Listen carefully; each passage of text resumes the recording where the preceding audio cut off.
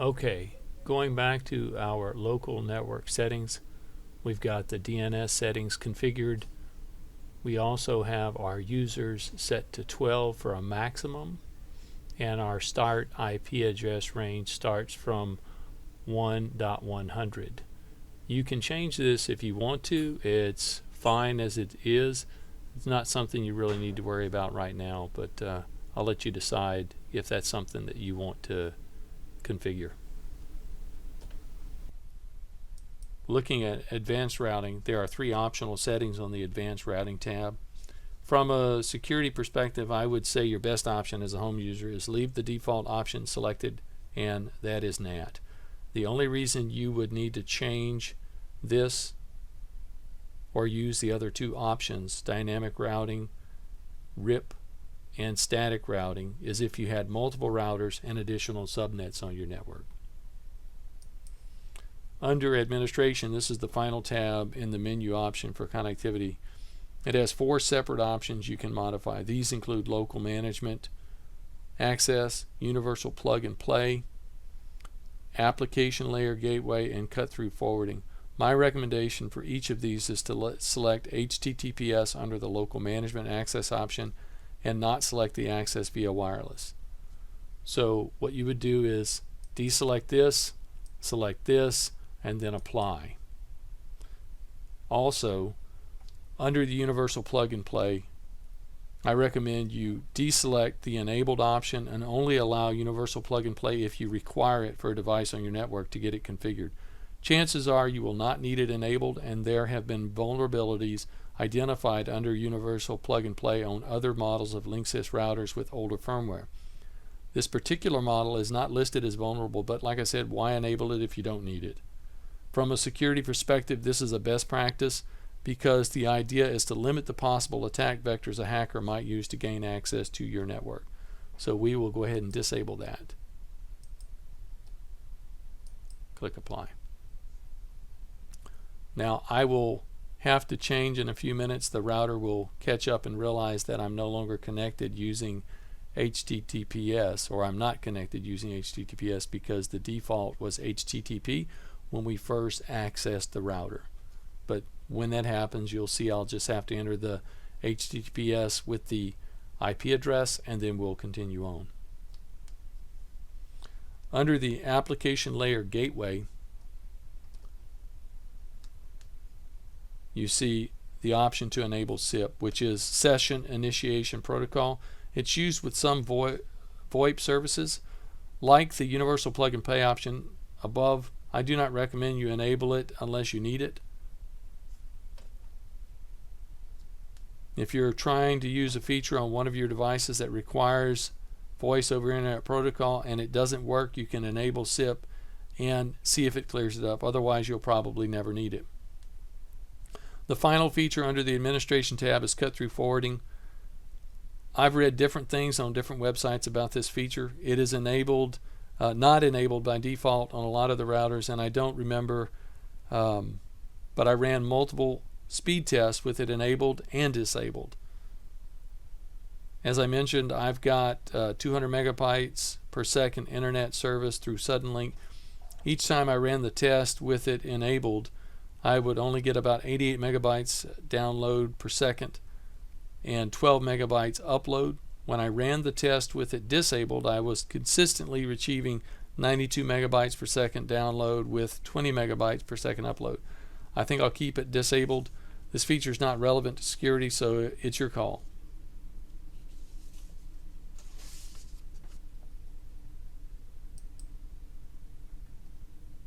Now the next tab I want to look at is troubleshooting. There are 3 tabs available once you access the troubleshooting feature: status, diagnostics, and logs. The geek in me really likes this particular feature because there are some nice things available for you to do, which are executed from the router to try and identify network problems you may have. You can also do these same steps from your desktop. So the question I've got to ask is whether or not an average user who does not have a background in computers would even attempt to troubleshoot an issue without someone helping them. Since I've not had a reason to contact customer support, I don't know if this is something Linksys would use to try and troubleshoot a router during a call or not. Anyway, let's dig in and see what is available. So under status, you have two different features that are very useful for creating some documentation for your network that I recommended in my book, Cybersecurity for Everyone, Securing Your Home or Small Business Network, along with a sample provided in Appendix 3. You can download the sample network documentation from my website. That is www.cybersecurityforeveryone, that's F-O-R, not the number 4, foreveryone.com.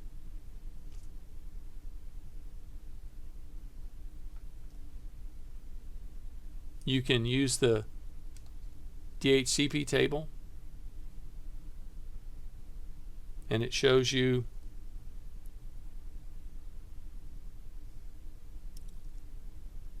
all of the devices you've had on your network, whether they are online or not, Ethernet or wireless, whether or not you've had anyone on your network you didn't give permissions to. If they are not able to delete the DHCP table on your router, then it should be a great indicator of recent network activity. Did someone steal your network credentials and are now leeching your internet? I can think of a lot of reasons to use this feature from time to time. You can also open this in a browser, and then you can easily cut and paste this information into your network configuration paperwork or documentation. Under the Diagnostics tab, you have 6 features, which are ping IPv4, trace route, reboot, router configuration, router firmware, internet address, and factory reset. The first 2 are standard network commands you might use when troubleshooting, as I mentioned a few minutes ago. These are cool because they are executed from the router and not from your workstation or smart device. They use the Linksys version of both of these commands. You can see the different options that you have there with ping, 5, 10, 15, or unlimited. Then trace route, you can do that one as well.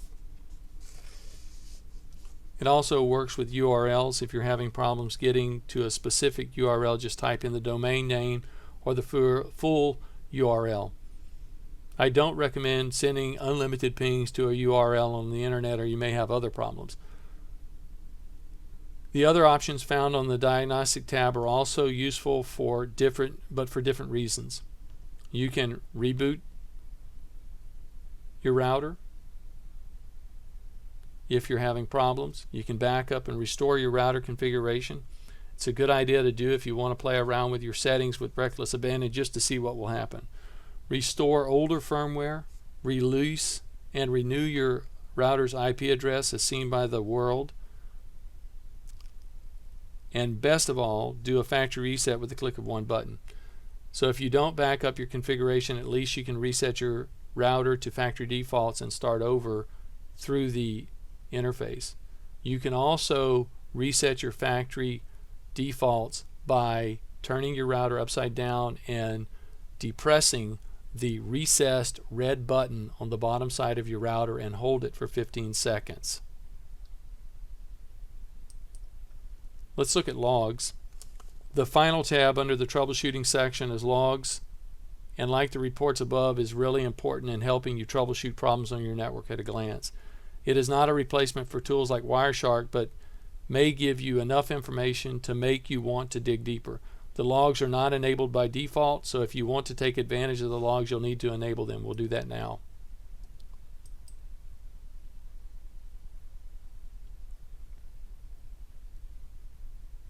The Logs tab also allows you to refresh logs, open in a browser, print, and of course clear your logs just as you can for the device, and reports under the Status tab mentioned earlier.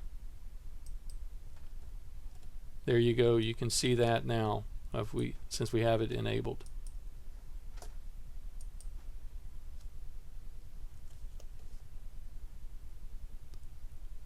Now we're going to look at wireless. These are some of the settings that we modified earlier, but there are some other things that you can modify here.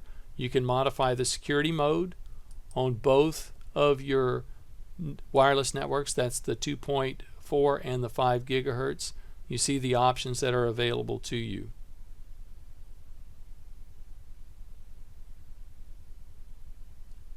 In most environments, you should have good performance by leaving channel and channel width set to auto. You see this here.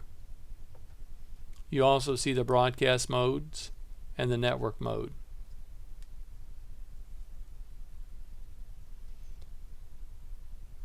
What you need to understand is your wireless environment can be affected by other devices operating on the same or near frequencies within your network, within range of your network. So if you live in an apartment complex, for example, or you have other devices, cordless phones, microwaves, wireless security cameras, you may need to play around with the channels to ensure you get the best performance for your network. And the only way you will know this is to experiment. If you've got a friend who has a spectrum analyzer, then you might be able to narrow down the best option a lot quicker. But how many people do you know with a spectrum analyzer laying around? Going back to the wireless tab's other features that are really important, I always recommend you don't use the default network name. In the case of my router, the default name was probably unique, which you want, but because it was based on the router's security serial number, it was still readily identifiable as a Linksys router. I always recommend you change the network name, which we did, because the default gives an attacker a place to work from passively without needing to actively attack your router to identify possible vulnerabilities. If you know you're using a Linksys router and then start researching as a hacker by looking for known vulnerabilities for Linksys routers, you can make a hacker's job easier, so why do that? You can also have fun with your neighbors by coming up with a unique name that others will not readily identify as your network. In other words, don't use your name, your kid's name, your favorite sports team, etc. Try something like FBI surveillance van just for fun. So if you're cruising or war driving around Louisiana and run across a wireless network named FBI surveillance van, it might be me, but then again. I want to emphasize passwords again without beating a dead horse. It's not going to get better, but the reality is many people are just plain lazy. Get out of your lazy mode when it comes to these passwords, your 2.4 and 5.0 gigahertz networks. Anyone with these passwords has access to your network wirelessly, and if you have file shares on your network or through your router, then they do as well. I recommend you use a complex random password of at least 12 characters because you usually don't have to enter it but once for each device, and then save that password in your network documentation on an encrypted drive or in a password protected file. My password that we used for this setup is significantly longer than 12, but whatever floats your boat.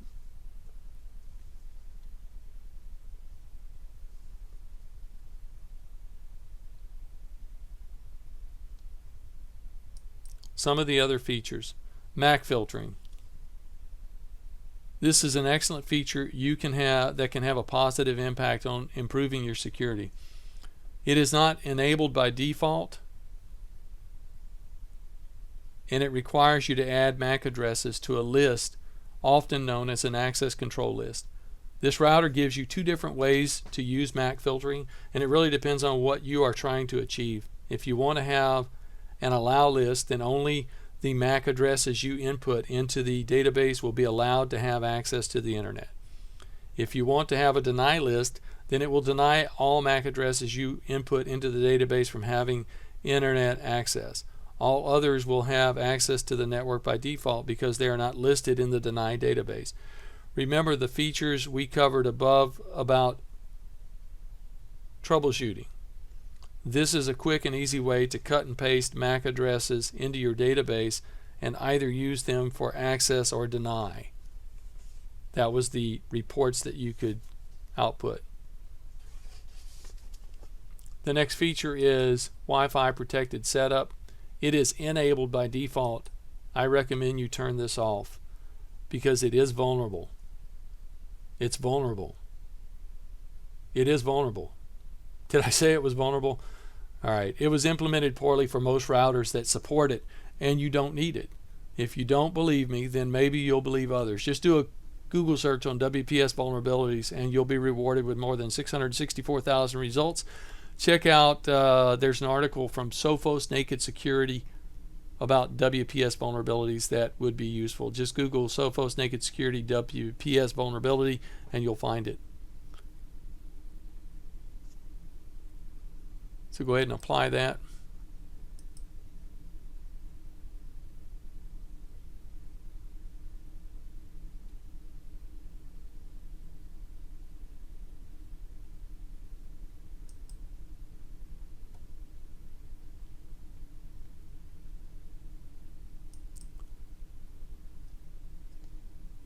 There are 3 tabs with different features under the security configuration feature, but don't get your hopes up. I thought I was going to be happily surprised with this particular feature, only to be let down. There is a firewall built in, which is great, but you cannot really modify many settings, so I'd recommend you leave the default settings enabled. On the firewall tab, you'll find an option to enable both IPv4 and IPv6 SPI firewall protection. SPI is a stateful packet inspection or dynamic packet filtering firewall.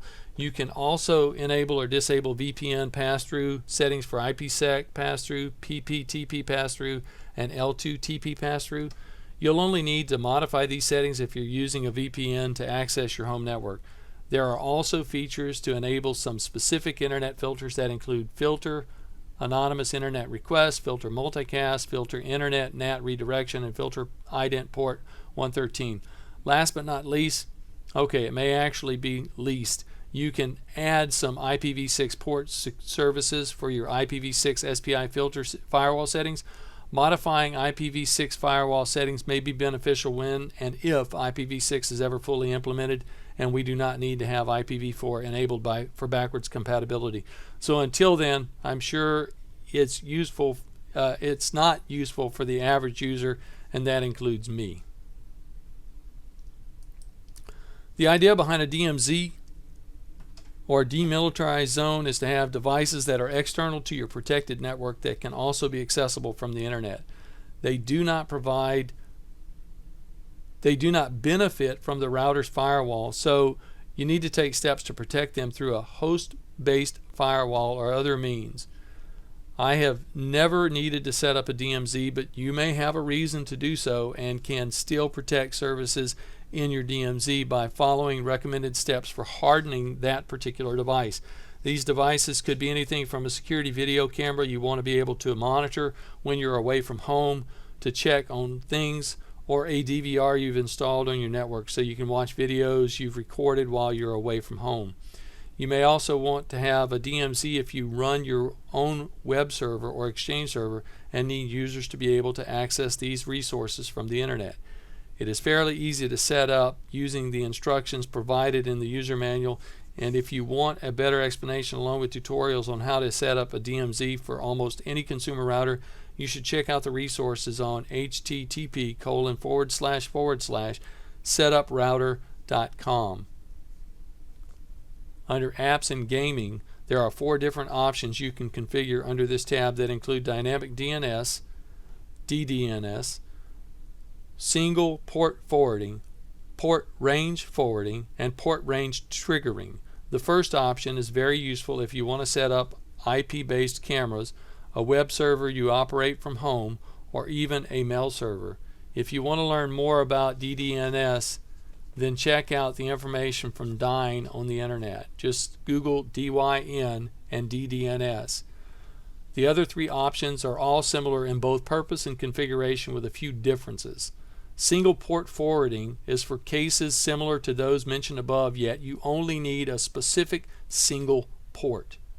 In the case of port range forwarding, you are specifying a range, and in port range triggering, you are specifying a range of ports that are not always open, as you have with both single port forwarding and port range forwarding.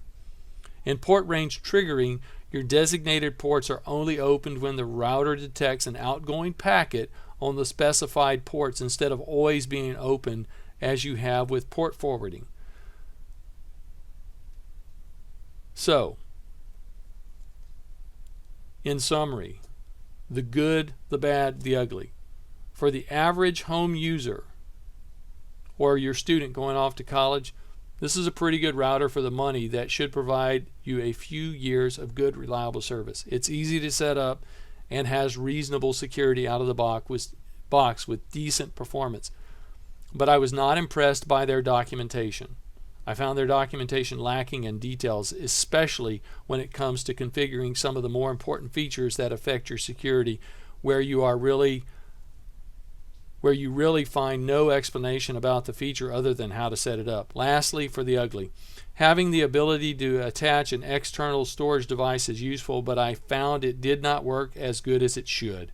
My computer lost connectivity with the drive each time I rebooted, and USB 2.0 was just a bit slow. Okay, that really wasn't too ugly, and in truth, it's not a bad router. It's just not as robust as I would have hoped, since Linksys was previously owned by Cisco. I don't know if the sell to Belkin has anything to do with the quality of Linksys routers one way or the other, but knowing they were once a subsidiary of Cisco, I was hopeful it would be awesome. In the final analysis, it's a basic router. I would not recommend it for a small business, however. So let's cover some of the best router security practices that I mentioned, and we've gone through, but I'm just going to mention them again. These are the things you need to look for.